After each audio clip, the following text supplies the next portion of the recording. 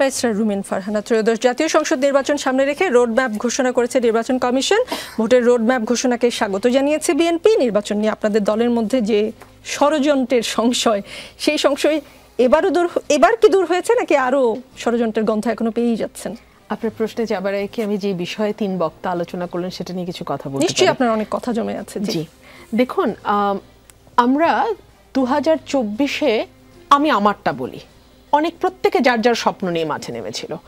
আমি একটা স্বপ্ন নিয়ে মাঠে নেমেছিলাম যে আমি আশা করেছিলাম, আমি যখন 14 থেকে 24 গণতন্ত্রের কথা বলেছি, আমি যখন বাক স্বাধীনতার কথা বলেছি, আমি যখন মানুষে মানুষে বৈষম্য নিরসনের কথা বলেছি, আমি যখন ব্যাপক লুটপাট দুর্নীতির বিরুদ্ধে কথা বলেছি, আমি যখন এমপি মন্ত্রীদের হরিলুট নিয়ে আওয়াজ তুলেছি, আমি যখন একটার পর একটা ভয়াবহতম কারচুপিপূর্ণ নির্বাচনের বিরুদ্ধে কথা বলেছি, আমি যখন সংসদে একটা গৃহপালিত বিরোধী দলের বিরুদ্ধে কথা বলেছি, তখন আমাকে রাজাকার শাবক ধরনের ট্যাগ ডাইরেক্টলি বা ইনডাইরেক্টলি দেওয়া হয়েছে। আমাকে অনলাইন অফলাইনে জঘন্য ভাষায় আক্রমণ করা হয়েছে। আমার বাসায় কয়েকবার হামলা হয়েছে। আপনি দেখেছেন যে আমার বিরুদ্ধে 9টি মামলা, তার মধ্যে ডিজিটাল সিকিউরিটি অ্যাক্টের 6টি মামলা এবং খুন, হত্যা, অগ্নিসংযোগ, জাজেস কোয়ার্টারে হামলা ইত্যাদি সংক্রান্ত 3টি মামলা। এগুলো কিন্তু এখনো আছে। আমি এখনো ঠিক জানি না মামলাগুলো কোন অবস্থা আছে, আমি জামিনে আছি এইটুকু আমি জানি। এগুলো যখন হয়েছে আমার এই কথাগুলো বলবার জন্যে, আমি যখন ক্রমাগত বলে গেছি মুক্তিযুদ্ধের পক্ষের শক্তি বিপক্ষের শক্তি দিয়ে আপনারা যে দেশটাকে ক্রমাগত ভাগ করে চলেছেন, আপনারা কি দেশের অর্ধেক মানুষকে, যদি আমি অর্ধেক ভাগ করি মোটা দাগে, আপনারা কি বঙ্গোপসাগরে ডুবিয়ে ফেলে মেরে ফেলতে চাইছেন? মানে এটা কি একটা দেশ গড়ার মানে কোনো পথ হতে পারে? এই প্রশ্ন আমি ক্রমাগত রেখেছি। সো আমি যখন 24-এ পথে নেমেছিলাম, আমার বিশ্বাস ছিল, আমার স্বপ্ন ছিল রাদার, যে আমরা একটা ঐক্যবদ্ধ বাংলাদেশ দেখতে চেয়েছি। এখন আমি দেখলাম সেন্টার রাইট থেকে ফার রাইট পর্যন্ত যে গ্রুপগুলো ক্রিয়াশীল মাঠে, তাদের নিজেদের মধ্যে বিভৎস রকম হানাহানি, ভাগ এবং একজন রাজনৈতিক কর্মী হিসেবে, ভোকাল রাজনৈতিক কর্মী হিসেবে আওয়ামী লীগের আমলে আমাকে যেভাবে হেনস্থা করা হতো, এটা যেহেতু নির্দলীয় সরকার, তারা হয়তো আমার বিরুদ্ধে মামলা দিচ্ছে না, এটা যেহেতু নির্দলীয় সরকার, তাদের নিজস্ব কর্মী বাহিনী যেহেতু নাই, তারা সরাসরি আমাকে ফেসবুকে স্লাট শেমিং করছে না। কিন্তু আমার ভাই যে অবলীলায় বললেন, আমি অবাক হয়ে শুনলাম, আমি ফেসবুকে গালি দিয়েছি। উনি কি দেখেন না, ওনার দলের যাকে আমি ইঙ্গিত করে সেই কথাটি বলেছি, সে কি পোস্টার শেয়ার করেছে, গডমাদার, ডাইনি, কি নাই সেই কথাগুলোর মধ্যে? সেটা কি গালি না? মানে আমার দল বললে সহি, তুমি করলে সেটা খারাপ। এক্স্যাক্টলি এই কালচারটা আওয়ামী লীগ করেছিল, যে আমার দল যাহাই করুক না কেন তাহা মুক্তিযুদ্ধে নামে। মুসলমানরা যেমন বিসমিল্লাহির রহমানির রহিম দিয়ে বিষ খাইলেও বিশ্বাস করে যে না ঠিক আছে আমি আল্লাহর নামে খাইছি। অনেক সময় আমরা দেখা যায় যে গত 2 দিনের খাওয়া আছে, ঠিক আছে খেয়ে ফেললাম, বিসমিল্লাহ বলছি, আপনি সময় আসলে কথা বলবেন, কিন্তু আমরা খেয়ে ফেলি। ঠিক মুক্তিযুদ্ধকে কিন্তু আওয়ামী লীগ তার পলিটিক্যাল বিসমিল্লাহ হিসাবে নিয়েছিল এবং নিয়ে তার সমস্ত অপকর্মকে জায়েজ করার চেষ্টা করেছে। নতুন বাংলাদেশে আমার স্বপ্ন ছিল, আমি একজন নাগরিক হিসেবে, একজন রাজনৈতিক ছিলেন না জেডাই খান পান্না, তিনি সুপ্রিম কোর্টে বসে বসে তার মোবাইলে ভিডিও দেখছিলেন ভাঙচুর কেমন করে হয়।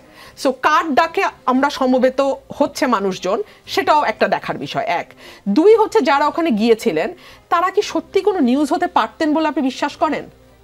কিন্তু তাদেরকে যখন আপনি মব দিলেন, মববাজি করে তাদেরকে জঘন্য ভাষায় গালাগালি করে, এখন সেটা একটা ন্যাশনাল মিডিয়ার হেডলাইন হয়ে গেল এবং তাদেরকে মানুষ ভুলেই গেছিল।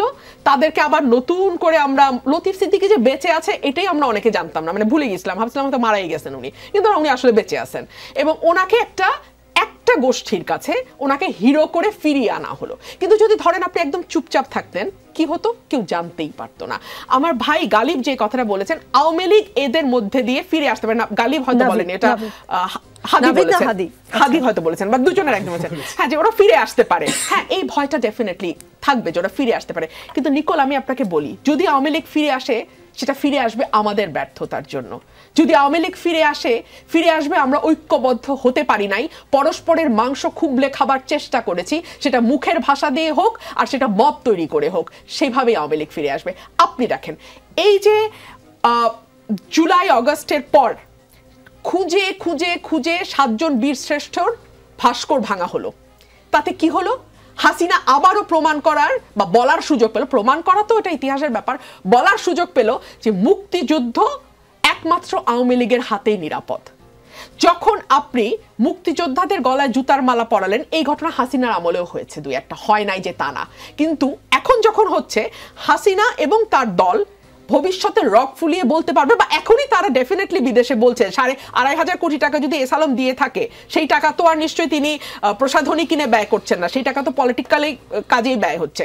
সো তিনি ডেফিনেটলি বিশ্বব্যাপী এটা প্রচার করবেন এবং করছেন যে এই যে দেখেন বাংলাদেশের মুক্তিযোদ্ধাদের আজকে কিরকম হেনস্থা করা হচ্ছে, তাদেরকে তাদের কাজ করতে দেন। খোদার ওয়াস্তে, আমরা যারা বাংলাদেশটাকে নতুন একটা বাংলাদেশ করার স্বপ্ন দেখেছিলাম, আমরা বাংলাদেশটা বিনির্মাণে একটু মন দেই। আমাদের মনোযোগ না নানান দিকে, আমাদের মনোযোগ ধরেন রাষ্ট্রপতির ছবি নামাবো না রাষ্ট্রপতির ছবি থাকবে, আমাদের মনোযোগ হচ্ছে আর্মির সঙ্গে কনফারেন্স করে বাইরে এসেই আর্মিকে যাচ্ছে তাই বলে মানে জনগণের সবার সামনে তাদেরকে ছোট করে ফেলা, আমাদের মনোযোগ হচ্ছে একটা মব তৈরি করে ফজলু ভাইয়ের বাসার সামনে বসে অকথ্য ভাষায়, আমার না খুব দেখতে জানতে ইচ্ছা করে যে এই ছেলে মেয়েগুলো বসছে, তাদের চেহারা তো আসছে মিডিয়াতে, কারো না কারো তো সন্তান, ওদের বাবা মা আসলে মানে মানে মানে ওদের তো একটা পরিবার আছে না, মানে সেই পরিবারের কাছে কি বিষয়টি স্বাভাবিক?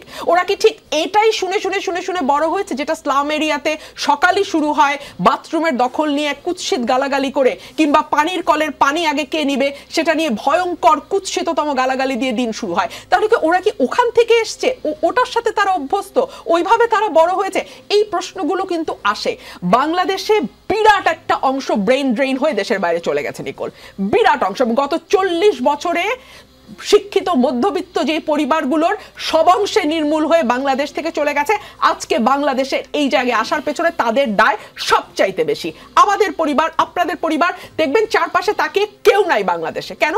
কারণ তারা খুবই ভদ্র পরিবেশে, সুস্থ পরিবেশে, সঠিক পরিবেশে, সুন্দর পরিবেশে তারা আছেন, এবং বাংলাদেশটা এমন একটা গোষ্ঠীর হাতে এখন গিয়ে পড়েছে, 15 বছর তো ছিলই, সেটার একেবারে র্যাপচার্ড অবস্থায় এখন আমরা যেখানে গিয়ে দাঁড়িয়েছি, সেখানে এই ভাষাগুলোকে এখন স্বাভাবিকীকরণের একটা চেষ্টা হচ্ছে। রুমিন ফারহানা, আমি আপনাকে আসলে অনেকবার অনেক প্রশ্ন করতে গিয়েও থামাতে পারলাম না, কারণ আপনি আমার মনে হলো আপনার স্বপ্নভঙ্গের কথাগুলো বলছেন।